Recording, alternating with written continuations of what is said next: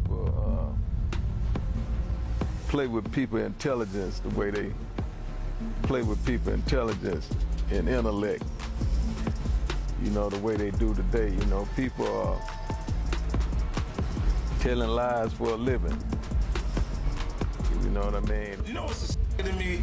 There's a who pick who he fight with. Right. Like if you sit there and you go, oh, I'm not going because this I won't him, but I'll I think I can take him.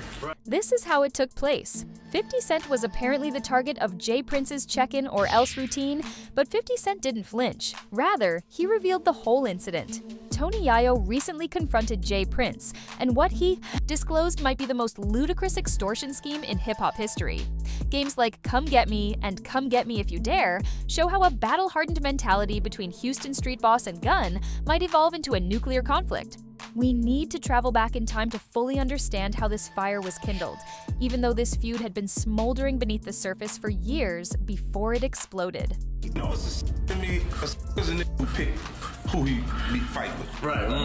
Like if you sit there and you go, oh, I'm not going because this I won't him, but I think I can take him. Right. You want to fight the you think you can. In addition to being a well-known player in the industry, J. Prince, the original founder of Rap-A-Lot Records, is the subject of the street-level photo Houston. Signals in H-Town, listeners take Prince's words seriously. You might lose your chain, or perhaps your safety if you were an artist pulling into the city without checking in. J. Prince had that kind of influence, but after 50 Cent showed up, he showed no interest in street politics. Since day one, he has been riding that wave of lone soldiers with self-proclaimed commanders. There is pure confidence in a group that moves with military accuracy, without any check-in or pleas for safety. 50 Cent's notoriety was built through his feuds with Ja Rule, Irv Gotti, and the entire Murder Inc. crew. Like I got out there, they showed me a lot of love. But Shreveport had the infrastructure already here. Like even the tax incentive was put back. And so a lot of people have been talking about, man, he's here only because they gave him a cheap deal or something like that. The reality is there's more to that deal than that. Way more. They can't see. Break that down. I'm spending $20 million this year anyway, in the same building that they're saying was the cheap building. Right. So find somebody else to spend $20 million. More than just a name, G-Unit was a militant group that prohibited ring kissing, check-ins, and, most definitely, paying for security. Early on, that intensity was that this man wasn't here to follow other people's rules. From the start, he was infamous for never giving up. When there were reports that 50 Cent was going to Houston, the streets knew he was making a statement. It wasn't just disrespect if 50 Cent didn't bow down to J. Prince when he performed in Houston. It was a full-fledged power war. And you know what happened? Came to the city of Houston, but he didn't just come here to live. He has been helping out on so many causes in this city. And especially, he has been in our high schools, turning our high school students into entrepreneurs with his Unity Camp program. I've seen him firsthand. This city has been elevated because of his presence, and so today we have the honor of saying to him, he's our 2022 Grand Marshal. Give it up to Curtis 50 Jackson. Now, before I call on him to speak, let me present you first a key to the city of Houston.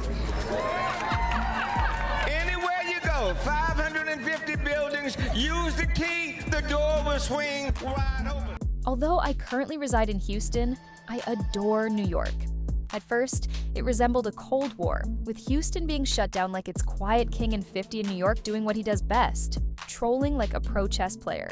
Named J. Prince, before 50 casually posted a nuke on Twitter, they took nice shots from a distance but never trod on each other's blocks. Houston was a logical choice since it had more space, lower taxes, and a hip-hop industry that was about to take off. I'll explain more later, but it wasn't just for attention. 50 had real business plans in place, and his empire was being drained by taxes in New York. Branson Cognac required that Southern push and the Houston liquor market. Straight fire. 50 had intended to not only reside in Houston, but also to fully integrate into the community, build his business, and return his earnings back into the city. When he neglected to check in, however, things took a turn for the worse, and J. Prince reportedly believed that 50's move was a bold attempt to take control, similar to competing for a throne. One key indication of disrespect is that J. Prince never kneels in the streets. Rumor has it that when he feels insulted, he sends people to lean on him to try to get him to pay the street-level tax for city security. But he soon puts an end to that and instructs his team, gun rolls with their "we don't pay for our own muscles." He refused to accept being treated like a visitor in his own game, so everything got heated. Maybe we need to change the word for the youngsters. The checking in part, is they seem to get hung up on that word, checking in. Yeah. So if we could diversify that word and bring it up to a 2021 thing. Right. What's the word, OG? What's the word? Maybe we may want to tell them they need to get connected. According to reports, J. Prince responded by issuing a no-fly zone order, effectively informing 50 that he was not wanted in Houston. That usually works for lesser-known people, but since he is 50 Cent, he didn't back down and instead posted slick memes on Instagram, treating it like his own battlefield. He made it clear that his goal was to build, not to bow, and that he was already sinking bricks for a $20 million G-Unit movie and television studio right in the midst of Houston behind the smoke. The entire event seemed like a reality show commercial because of his subtle jabs and remarks. Stuck on stupid, right? Yeah. You're stuck on stupid and you're not using your power access to powers that you have. You're looking at it as a negative versus a positive. We all know if you can tap into good people wherever you go. Wherever. Yeah. But I mean, it's a blessing with it. Real talk. The $20 million project was abruptly abandoned and relocated to Shreveport, even though it might have changed everything, including jobs, internships, and a whole new wave of excitement for Houston's entertainment industry. If you pay close attention, you'll notice what transpired in the political arena, despite Louisiana's public declaration that the objective was better infrastructure. It's getting too hot in Houston, so he wasn't going to play tag with snakes in the long grass. He's not a fool. Here's where it gets poetic. He made a power move, slipped out without a word, and kept building. The city was welcoming 50 more people than ever before, despite Prince's attempts to expel him. Don't turn me down. What you said? Don't turn me down. What you on, folks? Don't turn you down. Yeah, man. What you on, folks? What you mean what I'm on? What you on, man? What the deal there? What up? What up? Man, you wanna buy your shit back or what? You ain't get you flunked out ass little nigga. I'm trying to see where you at. You dumb mother. What you got? $20 out of car? Nah, nigga. You know what we got? Nigga, stop that cap. Man. Motherfucker, capping, bro. They gonna believe anything you want me to start my car. I just took a picture in the same car today with my little boy. You on this like y'all. Only a year after his arrival in Houston in 2022, the entire mood altered. During the annual Thanksgiving Day Parade, Houston, Mayor Sylvester Turner announced November 24th to be 50 Cent Day and physically handed 50 Cent a key to the city. In addition to calling him a rapper, the mayor described him as a philanthropist and businessman who genuinely aids young people through his Unity program. The man was being showered with adoration, as though he had been born and raised in the city. Through toy distribution, school donations, and turkey drives, his Unity Foundation 50 started to give back significantly. As the youngsters performed, the audience went crazy, but that wasn't the only thing that occurred. 50 didn't simply show up in Houston, he occupied the whole city. He made appearances in all of the major arenas while collaborating with the Houston Rockets, Texans, and Astros under his Sire Spirits brand. Without any advertising, he donated $850,000 worth of toys to the community in 2023. Little homie, young boy, place got broke into. People went in his place, disrespected different things, and I got a call about it. And the little homies that went into this place want to make that right because they understand that, you know what I mean, young boy family is okay with me.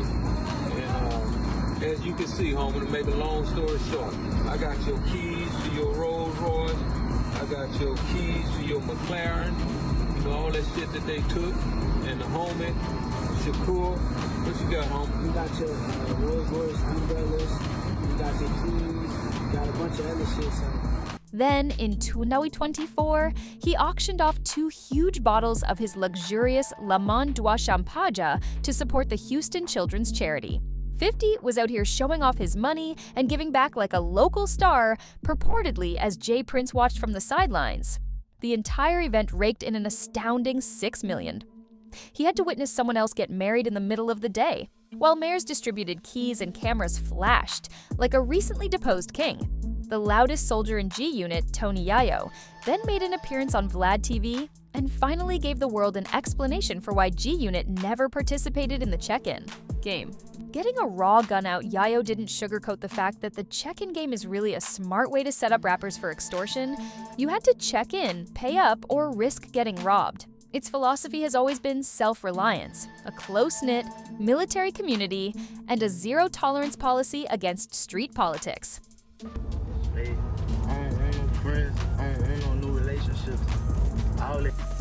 Hey, I don't respect none of that shit, man. If you got something for me, man, they got plenty around me you could call. Man, nigga, it's plenty ways you can get in touch with me. Man, don't get on no internet and do nothing publicly. Don't do nothing dealing with no publicity, none of that pussy and shit. And I'm good on the keys, gangster. When you buy shit cash, two keys come with the car anyway.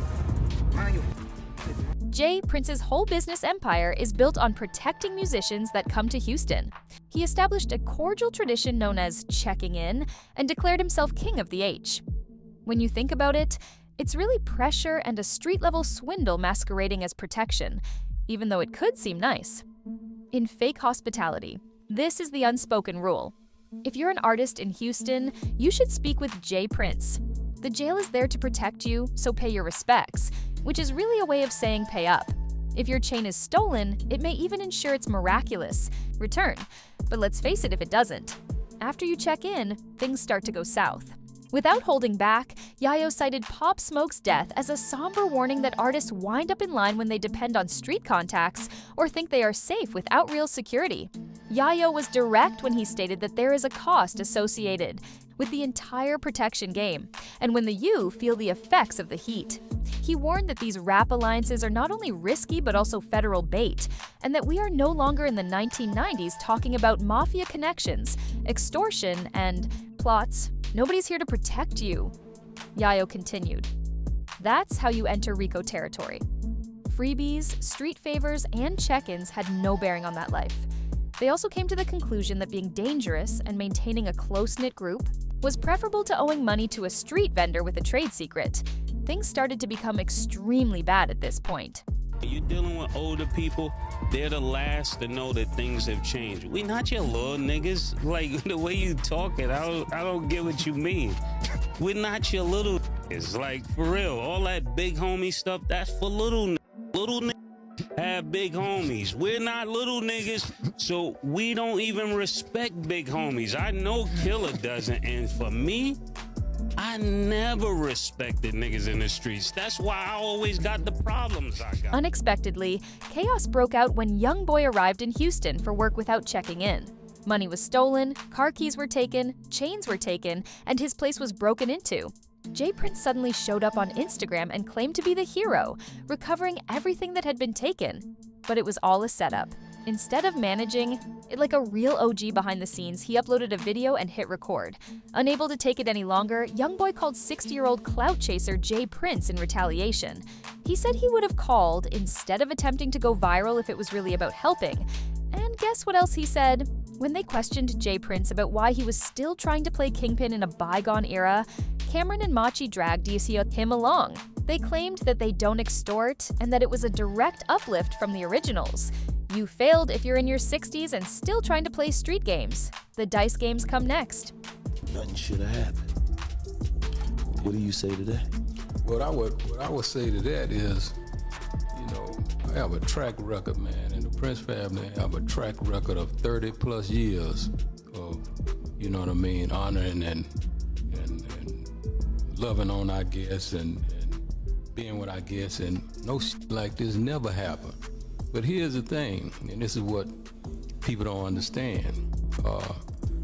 We ain't never had nobody to attack us, if you know what I mean. You know, when a man attack a situation with a weapon, then, you know, it become a playing field where, you know, any and everything. These high-stakes games in Houston are well known for what happens behind the scenes, as well as for the money that is made. The saddest thing is that we all remember that awful night when a dice game went out of control. Bullets were fired and one person was shot. For years, there has been quiet discussion about how they are set up to trap rappers and line them up. According to reports, intimidation is his favorite hustle, followed by J. Prince. One of the culture's most cherished voices abruptly disappeared. But let's discuss what truly transpired, because there have been stories going around. And they aren't just the product of trolls. According to the allegations, J. Prince was furious that Takeoff and Quavo hadn't checked in appropriately when they arrived in Houston, so he supposedly gave the go-ahead to give them a quick lesson. Originally intended to be a lethal scare tactic, a tragic turn of events. Takeoff died, and J. Prince handled the accountability issue like a seasoned pro, avoiding it, moaning, shifting the subject, and doing everything but taking responsibility. He even erred and effectively acknowledged destroying evidence, which is not only dubious but grave. Not to be overlooked is the man who won a game of dice, Duke the Jeweler, $100. He was attacked, robbed, and killed before he could get back, on his horse, most likely thinking he had just won the battle of his life. Not because of beef, but because of rigged games and this warped street code that has been ruining the culture for too long. This amazing black man was also eliminated. Now contrast that with 50 Cent's actions, where one man is causing fear while the other is fostering a sense of community. 50-years-old foundations, giving families food, giving out scholarships, and creating a legacy. J. Prince, however, is still using outdated street power as if it were 1995. The dramatic turn occurs at this point. 50 is no longer about trolling. He has started gathering real evidence on the street by snatching receipts. Mike and Junior was walking by. He actually went in the restroom to wash blood off his hand where he had reached up on the Takeoff. He had to pick him up, and his fingers went in there. You know why? Blood went off. 50 Cent has been collecting receipts, talking to people in the background, and building up evidence that the entire check-in procedure might be a secret extortion operation. The game is over if the federal government finds out. And this goes beyond memes on Instagram. He doesn't bluff and no longer plays checkers, he plays chess. He has a reputation for turning jokes into power moves, and right now, he might be gathering information or possessing receipts that could put an end to this whole ordeal. One post, one leak, one anonymous Fed tip, and J. Prince's Run One man has been holding on to his street character like it's 1999, while the other has been working on something bigger, so perhaps it's over for good. J. Prince allegedly attempted to intimidate musicians away from 50, and 50 didn't just go to Houston. He took the city, was praised by the mayor, gave out scholarships, planned events to raise money, and helped create authentic public initiatives. So the question is now crystal clear: who is Houston's true leader? The man with the city's key and its residents? Hearts or the shady street boss? Kindly leave your remarks in the space provided below. Is 50 the forgotten hero, or did he go too far? In order to expose the negative aspects of hip-hop politics, please click like, subscribe, share, and comment below. We'll see you in the next video, which we assure you will be considerably dirtier.